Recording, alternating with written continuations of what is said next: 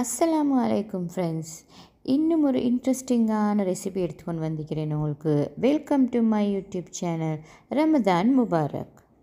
இன்றைக்கி உங்களுக்கு very soft பின்ச்சர்ஸ் recipe எடுத்துகிட்டு வந்திருக்கிறேன். இது கிட்ஸ்க்கும் கூட சாப்பிடலும், லஞ்ச் பாக்ஸ்க்கும் கொடுக்கலும், அதே மாதிரி இஃப்தாருக்கும் சூப்பரான ஐடியலான ஒரு டிஷ் உண்டு. வாங்க நாங்கள் இந்த பின்ச்சர்ஸ் எப்படி செய்கிறேன்னு பார்ப்போம். வீடியோவை ஸ்கிப் பண்ணாமல் பாருங்கள். பிடிச்சிருந்தா மறக்காமல் உங்களோட ஃப்ரெண்ட்ஸோட ஷேர் பண்ணிக்கோங்க. இந்த பெட்டரை செய்கிறதுக்கு நான் 2 கப் மைதா எடுத்துக்கொள்கிறேன். அதே மாதிரி 2-3 பிஞ்சஸ் டர்மரிக் பவுடர் ஆட் பண்ணிக்கொள்கிறேன். தேவையான அளவு சால்ட்டும் இதுக்கு நான் ஆட் பண்ணிக்கொள்கிறேன். இப்போ நான் இதுக்கு 3 எக்ஸ் ஆட் பண்ணிக்கொள்கிறேன். இப்போ நாங்கள் இந்த பெட்டரை செஞ்சுக்கொள்வோம். இது கொஞ்சம் திக்கான பெட்டர் ஒன்று தான் எங்களுக்கு வேணும். ஃபஸ்ட்டுக்கு நான் இதை ஸ்பூனால் நல்லா மிக்ஸ் பண்ணிக்கொள்கிறேன். கொஞ்சம் கொஞ்சமாக வாட்டர் ஆட் பண்ணி எல்லாத்தையுமே நல்லா கொஞ்சம் ஃபஸ்ட்டுக்கு மிக்ஸ் பண்ணிக்கொள்கிறேன்.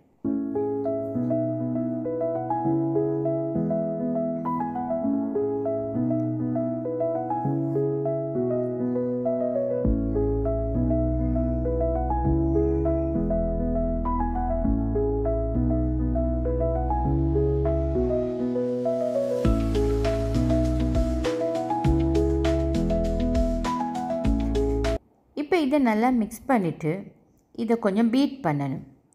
நான் இன்றைக்கி இந்த ஹேண்ட் பிளெண்டரால் தான் பீட் பண்ண போகிறேன். ஹேண்ட் பிளெண்டர் உங்களுக்கு இல்லாட்டி நீங்கள் விஸ்க் எடுத்து கொஞ்சம் நேரம் ஒரு 1 or 2 minutes கட்டாயமாக பீட் பண்ணி கொள்ளணும். ஏன்னா நாங்கள் இதுக்கு எக் சேர்க்குறோம் தானே, ஐசுட்டு இது கொஞ்சம் பீட் பண்ணினா இந்த பெட்டர் நல்லா சாஃப்டாக வரும்.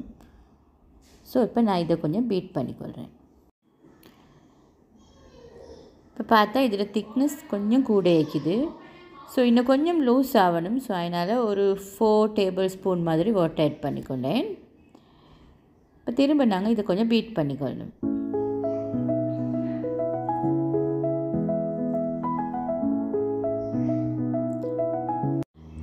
இப்போ இதில் சைடில் இருக்கிற ஃப்ளா எல்லாம் நாங்கள் இதுக்கு ஒன்றுக்கு சேர்த்து திரும்ப இன்னும் கொஞ்சம் நல்லா பீட் பண்ணிக்கொள்வோம்.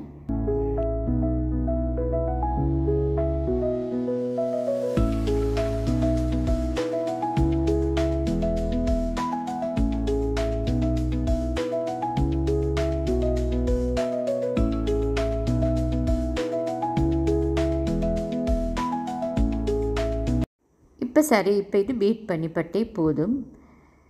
இந்த அளவுக்கு வந்துச்சுன்னா சரி. இப்போ நான் நெக்ஸ்ட் கீமாவை செஞ்சு கொள்றதுக்கு ஒரு பேன் எடுத்து அதுக்கு ஒரு 4 tablespoon மாதிரி ஆயில் ஆட் பண்ணி கொள்கிறேன்.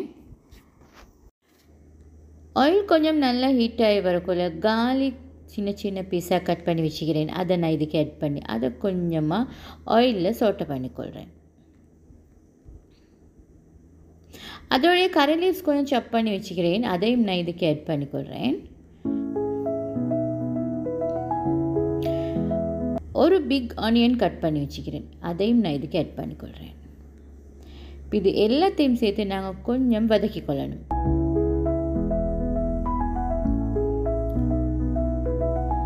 இது இந்த பதத்தில் வதங்கி வரப்போக்குள்ள சிக்கன் பாயில் பண்ணி பிச்சு பிச்சு வச்சுக்கிறேன். அதையும் இதுக்கு ஆட் பண்ணிக்கொள்கிறேன்.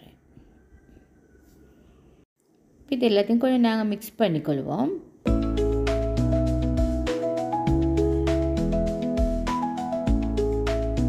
மிக்ஸ் பண்ணிவிட்டு இதுக்கு நான் க்ரீன் சில்லி 2-3 கட் பண்ணி வச்சுக்கிறேன். அதையும் ஆட் பண்ணிக்கொள்கிறேன்.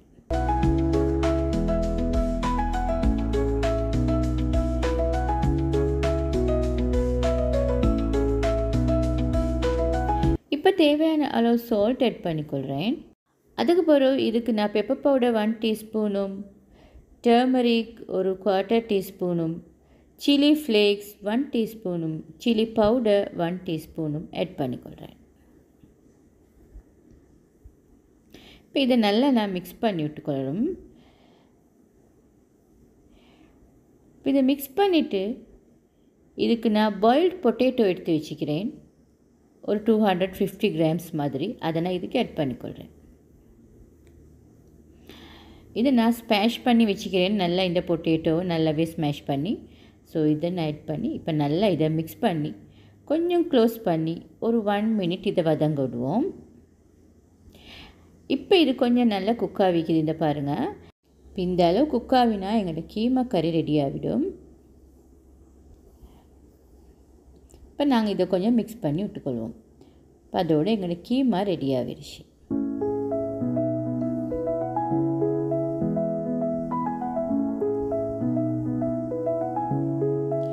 இப்போ நான் செட் பண்ணி வச்சுக்கிற பெட்டரை பார்ப்போம். இந்த பெட்டர் வந்து இந்த கன்சிஸ்டன்சியில் தான் நிற்கணும்.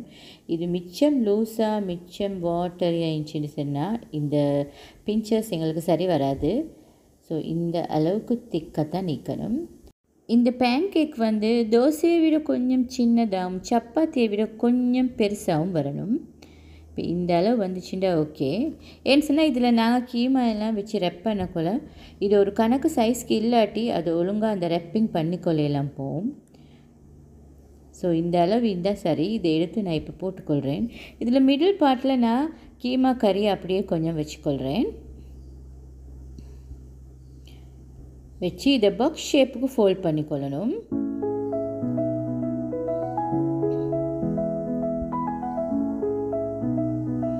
Very easy. இது மிச்சம் கஷ்டமே இல்லை. இப்படி பாக்ஸ் ஷேப்புக்கு இதை வந்து ஃபோல்ட் பண்ணிக்கொண்டா ஓகே. இப்போ இதை மாதிரி நான் எல்லாத்தையுமே ஃபோல்ட் பண்ணிக்கொண்டேன். இப்போ திரும்ப அதே பேனுக்கு நான் கீ கொஞ்சம் ஆட் பண்ணிக்கொள்கிறேன். இது கீ தான் போடணும், ஆயில் போடக்கூடாது. ஆயில் போட்டால் இது தின்னவே எல்லாம் போய்த்திடும். ஸோ இதுக்கு கீ ஒரு 3 டேபிள் ஸ்பூன் மாதிரி ஆட் பண்ணிக்கிறேன். அந்த கீ வந்து பேனில் எல்லா இடத்துக்கும் ஸ்ப்ரெட் ஆகிற மாதிரி அதை கொஞ்சம் இப்படி சுற்றி கொள்ளணும். இப்போ இது நல்லா மெல்ட் ஆகின பொருள் நாங்கள் இதில் எங்களோட பிஞ்சஸ் ஒவ்வொன்றா வைக்கணும். இந்த பேனில் எத்தனை வச்சுக்கொள்ளலுமோ அத்தனை வச்சுக்கொள்ளலும். இப்போ இதில் ஒரு சைடு லைட்டாக அப்படியே குக் ஆகின பொருள் மறு சைடை வச்சா சரி. இது வந்து ஷாலோ ஃப்ரை மாதிரி தான். ஒரு சைட் கொஞ்சம் ஃப்ரை ஆகினோன்னு மற்ற சைட் திருப்பி போட்டால் சரி. அவ்வளோ தான் இதில் வேலை. வெரி ஈஸியான ரெசிபி, பட் சரியான டேஸ்டியான ரெசிபி. நான் வந்து கேண்டியில் ஒரு ஷாப்பில் இந்த பிஞ்சஸ் தான் ஃபஸ்ட்டு நான் அங்கே தான் சாப்பிட்டேன். என்ன சாப்பாடுன்றே சொல்ல இல்லாத அளவுக்கு ஒரு டேஸ்ட் ஆயிடுச்சு. அதுக்கப்புறம் எப்போ கேண்டி போனாலும் மறக்காமல் அந்த ஷாப்புக்கு போய்ட்டு நான் இந்த பிஞ்சஸ் சாப்பிட்டுட்டு வந்துடுவேன். அப்புறம் மிச்சம் நான் கஷ்டப்பட்டு தான் இந்த ரெசிப்பியை நான் எடுத்தேன் ஒரு ஆள்கிட்ட. பட் நல்ல டேஸ்ட் இருந்துச்சு. அண்டையிலேருந்து எப்போவுமே நான் இஃப்தார் டைமுக்கு இந்த பிஞ்சஸ் ரெசிபி கட்டாயமாக செய்வேன். அவ்வளோ டேஸ்டியான ஒரு ஃபுட்டோடு தான் இது. நீங்களும் செஞ்சு சாப்பிட்டு பாருங்கள். ஸ்கூல் லஞ்ச் பாக்ஸ்க்குன்னா பிள்ளைகளுக்கு வச்சிங்கன்னு சொன்னால் அவங்கள்ட மீதம் வைக்காமல் சாப்பிட்டுட்டு வருவாங்கன்றதுல எந்த சந்தேகமும் இல்லை. ஓகே, இப்போ வந்து எங்களோட பிஞ்சஸ் ரெடி ஆகிடுச்சு. இப்போ இதை நாங்கள் எடுத்துக்கொள்ளணும். எடுத்து ஒரு பிளேட்டில் வச்சுக்கொண்டா ஓகே, பிஞ்சஸ் ரெடி.